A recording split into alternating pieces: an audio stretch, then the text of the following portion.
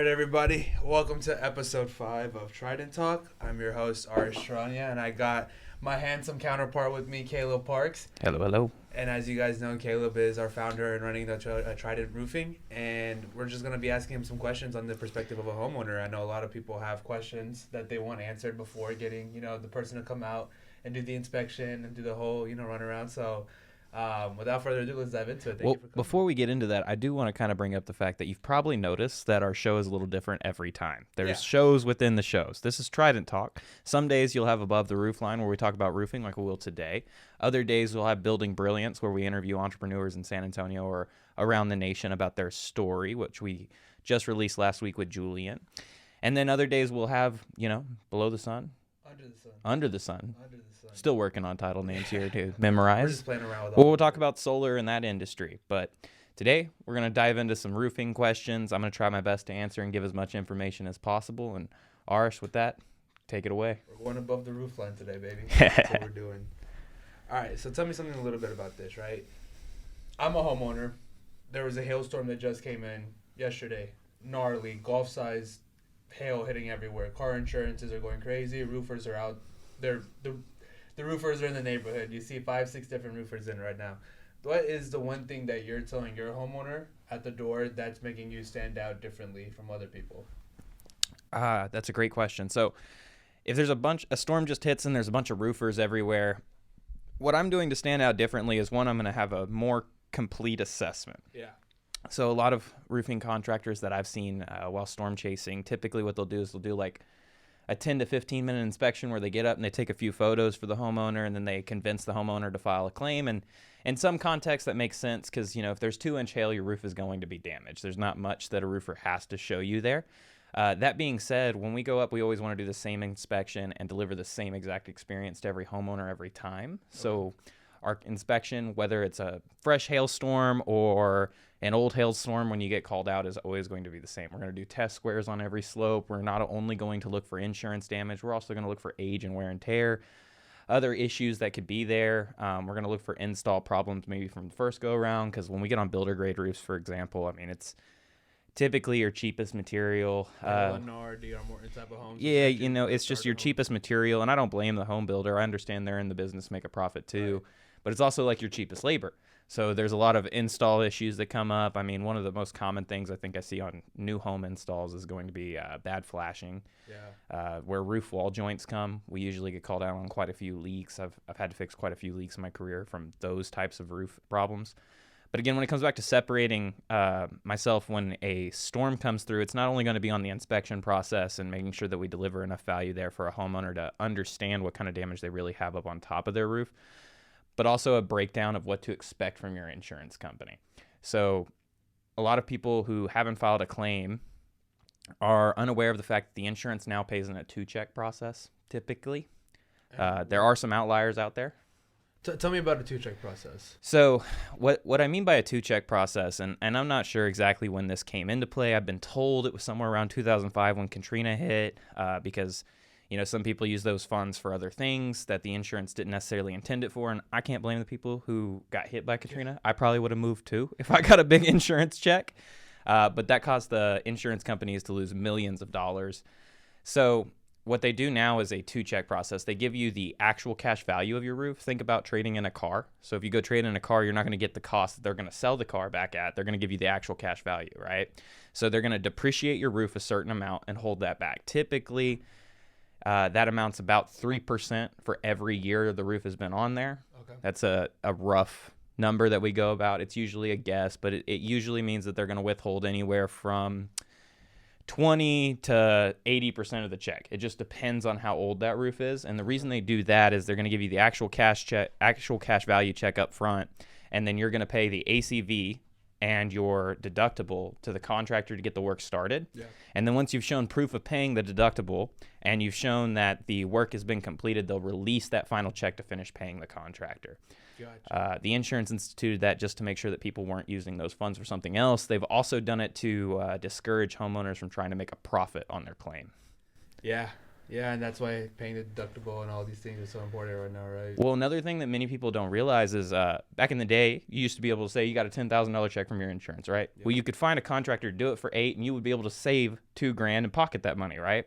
So this is the reason why they have the 2-check process in place, is because they're trying to discourage that act. Because what was happening is a lot of people would do that, try to find the cheapest contractor, and then the insurance was coming out and replacing roofs every 5 years or so because they'd get shoddy workmanship done, right? And the roof would have to be replaced a little bit sooner, be more susceptible to damage.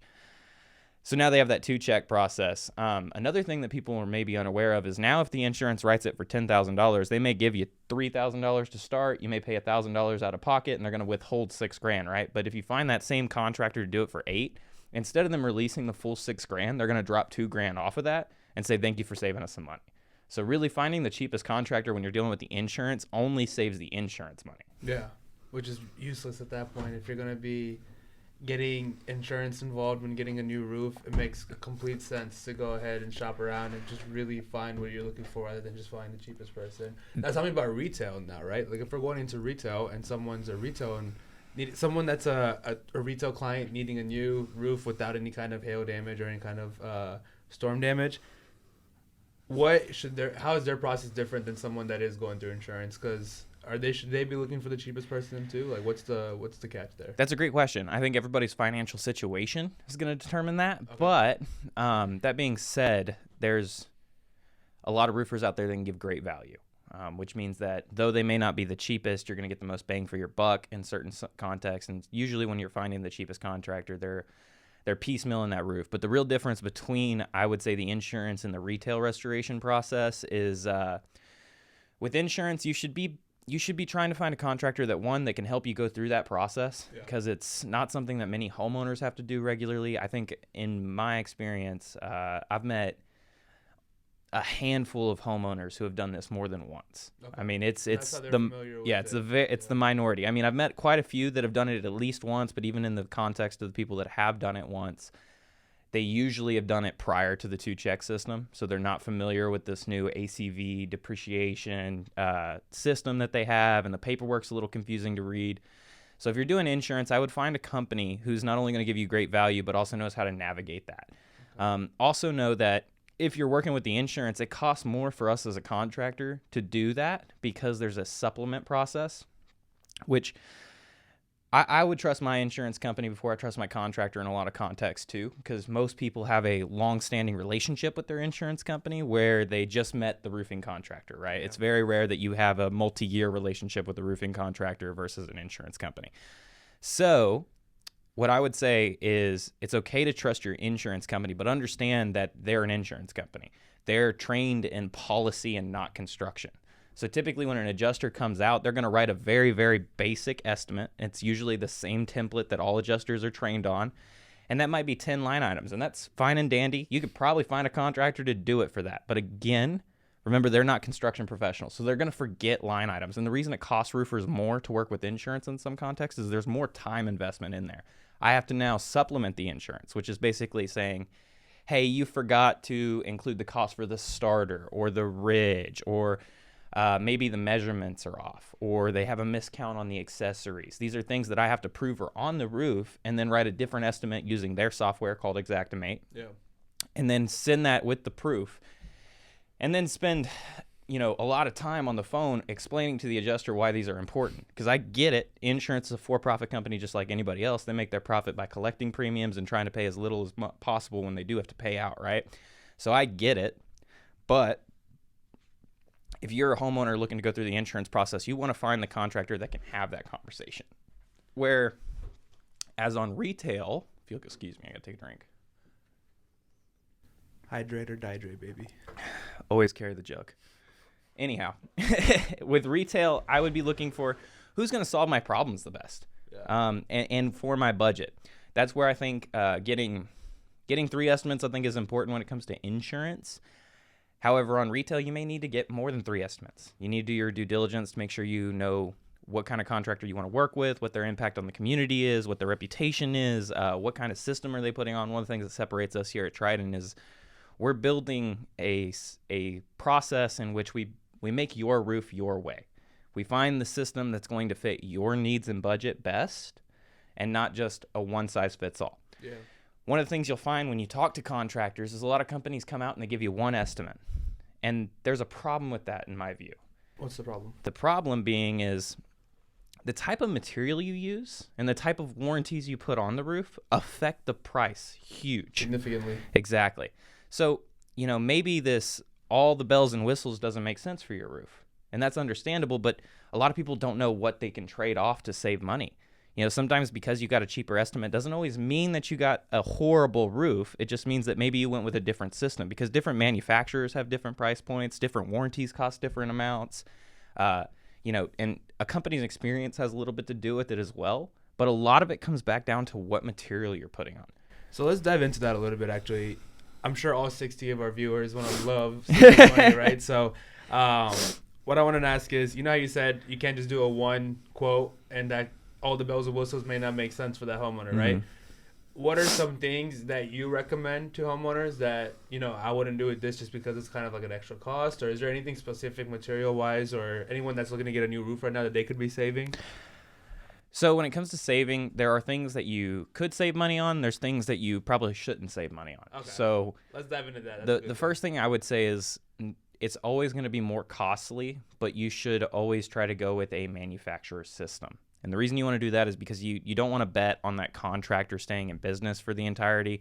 Like, for example, Trident, we don't plan on going anywhere, but things happen and the world is crazy. There's a lot of contractors that do go out of business, unfortunately. Don't put that negative energy out. It's not us. But what I'm saying is if you're a homeowner, you want to think about it from that context. Businesses come and go all the time, right. As unfortunate as that is. So you want to bank on also having this manufacturer warranty behind a company's workmanship warranty.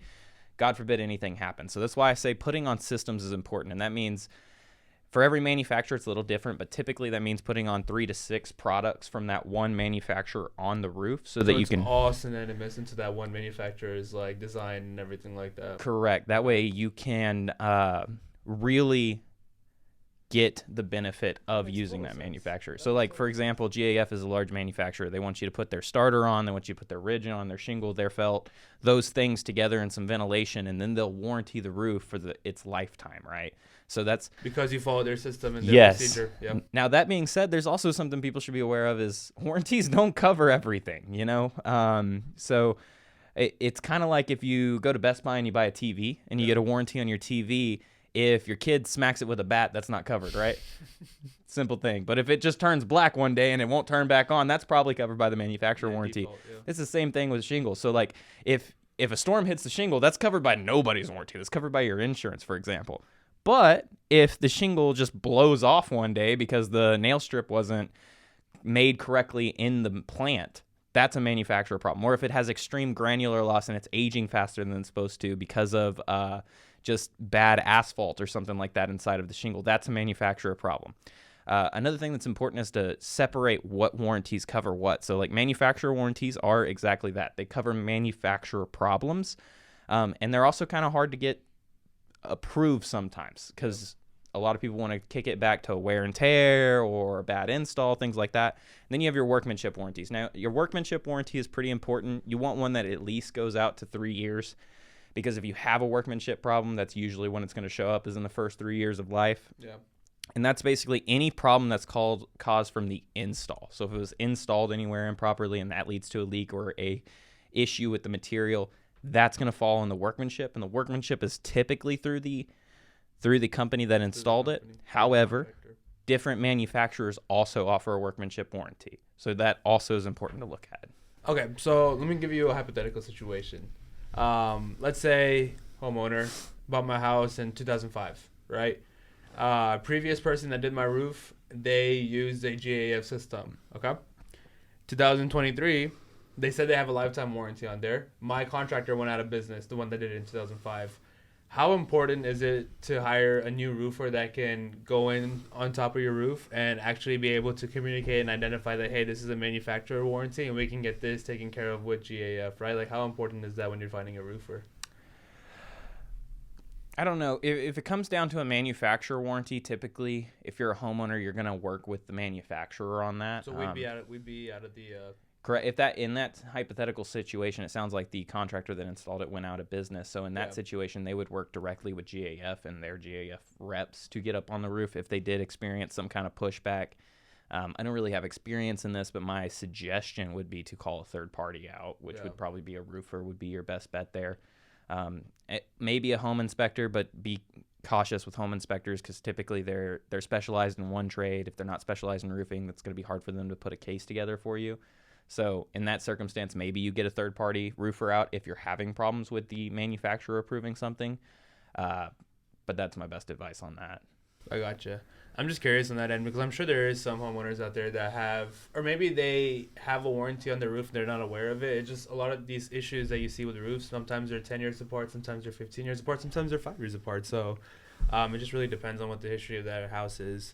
But now let's go back to, I want to go back to Lennar and DR Morton, right? Because I think that's a big thing that a lot of people don't know about.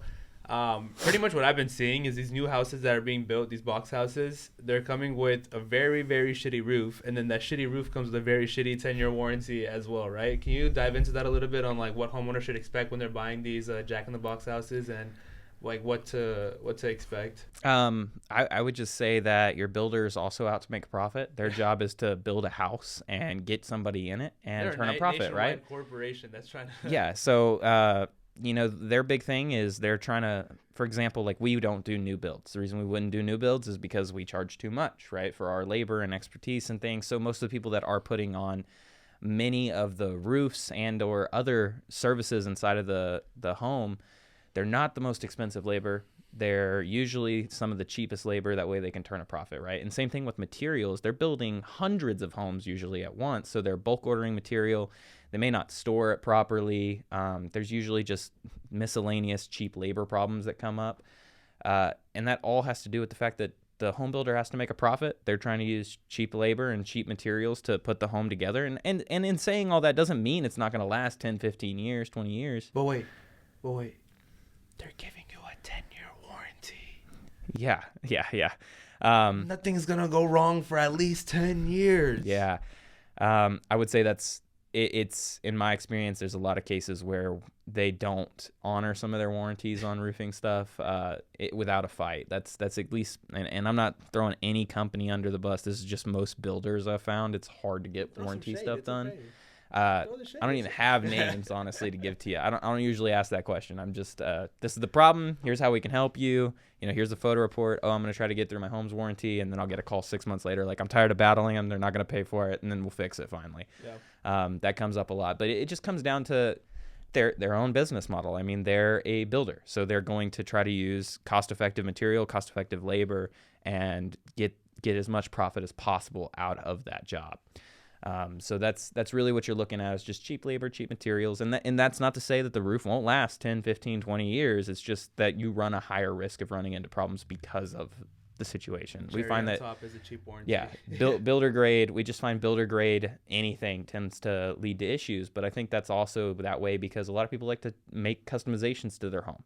They're not necessarily wanting to pay the builder top dollar to put granite on or to put this awesome roofing system on. They want their home put together, and that's already a large expense. So they're paying for that, and then they're making customizations as they live in it. And I think that has a part to play.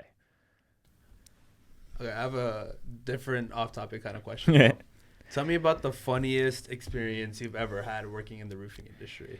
This is 4 years of content you can go back to, right? So there's been a lot of funny incidents throughout the years. I think some of the funniest things that I see are like what we see on inspections. I've been on roofs that somehow bikes ended up on the roof. I've seen scooters on top of roofs, normal toys on top of roofs. I think one of the wildest things That's see. Bad parenting. I don't know how they got up there. I'll tell you how it got up there. Because some dumbass kid is running around, making his dad angry who just worked a double, came home pissed off, and he's seeing that bike, and he just... Yep, something like that. Another funny thing to see is just DIY repairs are pretty funny. Oh, yeah? Tell me about DIY.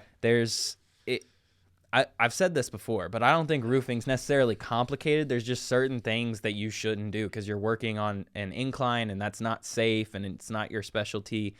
But also though it looks simple, there are certain things that really have to go right or it can cause a lot of problems. So, not seeing crickets put on correctly, or homeowners not having a cricket on their home, and that's a special slope you put behind a chimney to divert the water around that flat surface so it doesn't go into the home. But you just see like people. They don't put that on there. So, well, it wasn't code forever. Like now it's code in a lot of places, but originally it wasn't. So water would go down the chimney. Well, that's a pretty common area for leak, and that's why one of the reasons that a cricket was made code is because this area is highly susceptible to leaks. You got the whole slope of water going straight into this flat wall that is the chimney with nothing diverting it. Over years, that weathers away and erodes away the wood that's at the bottom and jumps the flashing and now causes a leak. So that's why crickets are pretty standard now. But, older homes built in like the 70s and 80s that don't have crickets, sometimes we'll get up there and a homeowner just like took a 5-gallon bucket of roof cement and just like dropped it right there. And you'll see like crazy things like that. Or, you'll see flat roofs that aren't using flat roof material up there, and there's leaks in those problems, or they don't have the right flashing transitions, another big one, or leaks around penetrations. Again, the trusty old roof cement, they'll just dump it everywhere, and you've got like this big black section on the roof, and that'll stop the leak, don't get me wrong, but roof cement dries out and it cracks eventually, and now you've got more problems.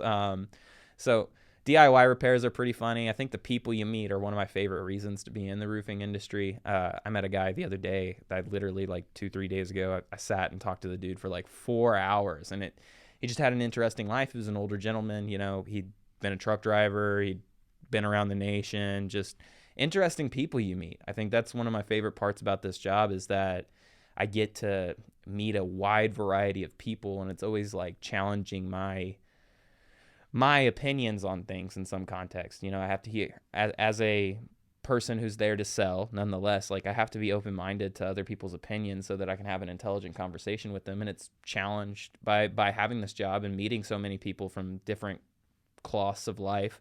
It's challenged my own thoughts on things, and I really appreciate that too. Yeah, I like that. I think when you can get value besides the normal value that you get out of a client, I think it's amazing. But I want to go back into DIY, right? A person sees a DIY roof, or they see, okay, my roof shingle blew off, whatever the case is, I'll go and do it myself. I think when a person thinks of a DIY repair on their own house, they're thinking of taking the shingles off, putting the shingles down, hitting the nail gun, going on to the next, right? Like how you see in the movies, how you see in the commercials and stuff. So I'm thinking, I could do that. I could go on my roof and I could do that. Follow-up YouTube video, Arish makes his own repair. hey, I'm just saying. So let me finish that question. I feel like I could do that, right? But I think a lot of homeowners don't realize the amount of complexity that goes into it. So you have flashing, you have decking. I just learned about crickets. Now you got damn crickets too. So what if you were to do a DIY repair, what are the 3 things that you're prioritizing on your roof over everything else? I know that's a broad question, but... So one thing that I think a lot of people don't do that any homeowner could benefit, if you can safely maneuver your roof. Now, this is a big if, because some people have super like, for example, your roof, like I wouldn't walk your roof. But if you have like a 4-pitch roof, or, you've ever seen these modular homes, they're like 2-pitch, 3-pitch, it's almost a flat roof. Yeah. You could probably walk those, and most guys are capable enough. But again, it's all a safety thing. Like if you don't feel comfortable getting on the roof, don't. But the number one thing that I think a lot of homeowners should be doing DIY or paying somebody to do at least every 2 to 3 years is just a tune-up. Coming back and resealing the accessories, resealing all the nails, checking the flashings, because what most people don't understand, in my experience, is that your shingle is the last thing that goes bad on your roof. The first thing that goes bad on your roof is typically the accessories or flashings that lead to leaks. So doing a tune-up would be one. Number 2, shingle swaps are not hard. In my experience, just do lots of research, watch some YouTube videos, make sure you understand where to nail. There is a spot in the shingle you have to nail or else it won't be wind resistant. There's ways that you want to make sure the sealant goes down. You want to kind of seal up where you did remove the old shingles in that area and reapply tar, because you're going to break the tar seal to lift up the old shingles, so reseal that with some kind of sealant. And then really those are the only 2 that I would DIY. Outside of that, I would definitely look at calling a professional, because flashing can be really tricky. Replacing accessories can kind of be tricky. You could probably do a pipe boot on your own. That's not too difficult. Lift up shingles, lift the pipe boot, put it back down. What's a pipe boot?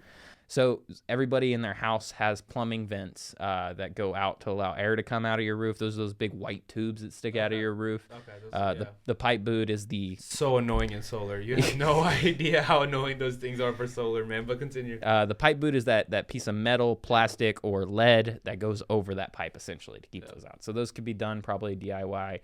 I think the main reason that you can get away with doing those things for DIY now is there's so much information on YouTube. Just make sure you do a lot of research. Treat it kind of like your car. Like you wouldn't take off the throttle body on your car without doing research, or you wouldn't change the belts unless you knew what you were doing, or the oil, or your spark plugs, any of those things, unless you did proper research, because you need the vehicle to move around. Well, you need the home to be watertight to prevent damage on your house. So those are some things I would consider.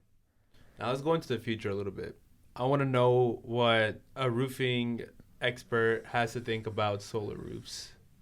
And that's not solar panels on the roof. Those are the shingles. So you're talking about like Tesla. Okay, Tesla, GAF, solar roofs. So there's a bunch of different new products out there. Like GAF is a large manufacturer. They have a solar roof. Certainty, another large manufacturer, they have a solar roof. I think it's called like the Apollo Tile or something like that. Tesla has the solar roof. I don't have any hard feelings on it. I think it's a neat product. I do. I have not heard great things about certain systems, but it's not necessarily my expertise. I do know that the one benefit of a solar roof is they tend to be, certain solar roofs tend to be a little bit more impact resistant, so that's a benefit. But outside of that, I don't have a huge background in putting them on. That's a specialized labor. You got to have an electrician. You basically got to be solar qualified and roofing qualified to put them on, so it's not been my experience put a bunch of them on. We're not putting it past it in the future, but as of right now, I don't know if you saw this, but Tesla's having like a $6 million lawsuit because they're solar roofs, basically. I've seen GAF have a lawsuit because of solar roofs as well, too. What I've been seeing lately from someone that's now in roofing and solar, too, what I've been seeing lately is these solar roofs are causing a lot more temperature, fires, and kind of like problems for the homeowner, smoking and stuff like that. It's just because it's a very, very new product. And when I was working at Tesla, I fucking hated selling the solar roof. I think my thing was that it was 4 times the price of solar panels just because it's a little bit more aesthetically pleasing, which I get that part. But what people don't realize is when we're engineering these solar systems for people's houses, we're putting these systems and these panels right where that house is getting the most amount of sun, right? Like we're trying to maximize the production and get as much irradiance as possible. When you go solar roof, it's a little bit more difficult to do that just because it's, instead of putting a system on one specific plane of your house that's going to capture all the energy, you're spreading it all around into little pieces around the entire house. So it may look a little bit nicer, it may be a little bit more durability wise, it may be a little bit more resistant, but at the end of the day, it's so overpriced, and I also think that it doesn't capture nearly as much as the regular panel should. So, as of right now, I'm completely against the solar roof, but I wanted to see what roofing experts kind of were thinking. I know a lot of people in solar aren't big fans of solar roof either, but I think it's before its time right now. I think it's a cool product. I think it's just like buying a first-year car. It's like buying a first. What did I tell you about the Fisker I wanted too? I told him I wanted the Fisker Ocean because it had 369 miles on it, which was enough range for me. Plus, it had a solar panel on the roof of the car, which would give you about $2,000 estimated on miles. 2,000 miles, $2,000, 2,000 miles. But he was like, "Don't get it," and I was like, "Why? This is sick." And he was like, "It's the first time they're making it. It's gonna have a lot of problems." Yeah, I mean, new product, like major breaking products, they're always going to have new problems. I mean, it doesn't matter if the company's been around for 100 years or not. If Ford comes out with a brand new like vehicle design and vehicle type, I probably wouldn't buy that either, even if Ford's been around, has a pretty decent reputation for a long time. But it's just like, it's a new product. There are bugs to be worked out in the field that you can't test in a lab or in these hypothetical situations that you just won't know until it happens. Yeah. And I think that's what a lot of people in the solar roofing industry right now are doing, is they're just finding out bugs and kinks. And another thing is, like, when you're selling a new product, you're probably overselling it and its benefits, and so you're not setting realistic expectations, which probably doesn't help on the consumer side either. Yeah, there's like trial and error right now. Yeah. It's like a really weird way of putting it, but one question for you. I wanted to ask you this question. Where'd it go? So basically, what I wanted to ask you was, I lost the question I wanted to ask you. No, it's all right. It's all right. Yeah, there it is. Okay, so talk to me about property value when any kind of roof replacement or roof repair is going on. I don't know exactly how much it's going to increase your property value, but here's what I do know. If you go to sell your home and you have a bad roof that has to be replaced, you're going to have to make a concession on that roof price. The new buyer is going to... Because they're going to have to get a new roof. Yeah. So either you're going to pay for that roof so that you can maintain the home's value and maybe a little bit more. Most likely it's not going to increase it much at that point. Usually, a lot of people that I see replacing their roof is because they're under contract and they're closing, and a part of them closing is getting a new roof, right? Yeah. But another thing is if you have a bad roof and you are selling your home, it's going to be harder to have somebody interested in buying your home because a roof is so expensive. So they're going to have you make a concession from anywhere from 10 to 40 grand, depending on how big the house is and how big the roof project is going to be, so that they can get that problem solved in the future. So I would say, I don't know what percentage it's going to increase your home value if you're just sitting on your home and you need to replace it. But I do know that you will make a large concession if you don't replace it and you're going to sell your home and it's in bad shape. So always worth getting at least an estimate done before putting your house up for a listing, right? It's at least, I would definitely not rely on a home inspector. And if I was buying a home or selling a home, I don't rely on home inspectors to tell me where the roof's at. And that's just, again, it comes back to they're usually specialized in one thing. They're not going to look at the same things that a roofer will. We're specialized in roofing, so we're going to find all the roofing problems where the home inspector is looking at the foundation, the siding, the AC, everything, right? So he's not going to be as detailed. So if I'm buying a home, I'd have a home inspector look at it before I put it under a roofer before I put it under contract. And same thing if I'm selling it. I wanted to ask you a specific question about what is the most unusual request that any homeowner has given you regarding their roof? Have you ever got like a special request, or have you ever gotten like a special instruction where you were just like, what is this? I'm certain I have. I just got to think for a second. I know that some of the strange things that I've getting asked are like, can you shingle over my shingles? And, I'm not going to do that. Can't warranty that work. It's not good for my reputation, things like that. I've had requests where people can shingle over shingles. Have you seen that before? Yeah, it's something that a lot of people would do to try to like save money. It's not as common now as it used to be. Yeah. But sometimes if you get in these older neighborhoods and you do roofs in there, sometimes you'll go to pull off a roof and there'll be 3 layers of shingles. Some people used to roof over the roof. It was more acceptable in the past than it is now. We kind of realize the mistakes that are in there. So I won't do anything like that. Usually the only people that are willing to shingle over shingles are subcontractors, people who aren't going to warranty the work. You're going to get a cheap bid and you might have your problem solved for a little while, but typically that leads to more problems in the future. So that'd be one. I've had a guy ask me to put 2 different types of material on the roof, like a more expensive material facing the street and a less expensive facing the backyard. So that was a strange request. For the most part, there have been strange requests, but they usually just come from lack of knowledge. Okay. Once you're educated and you understand how the system works, typically those kind of go away. Yeah. So somebody wanted to put the bougie shingles in the front, and somebody wanted to put just like the Walmart shingles in the back. Yeah, something like that. So that was a strange experience for sure.